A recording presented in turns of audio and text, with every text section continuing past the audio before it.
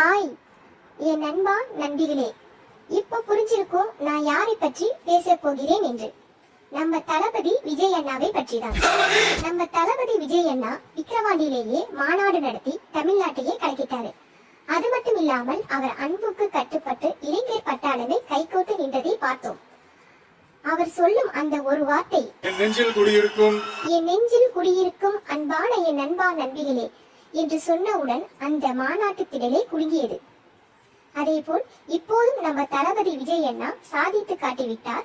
தமிழக வெற்றி கழகம் 2ஆம் ஆண்டு துவக்க விழாவில் சினிமா துறையில் சாதித்து விட்டார். அரசியலிலும் நிச்சயம் சாதிப்பார். என்னோட கேரியரின் உச்சத்தை உதறிட்டு மட்டுமே நம்பி வந்திருக்கேன். நண்பா நண்பிகளே, உங்கள் கருத்து என்ன?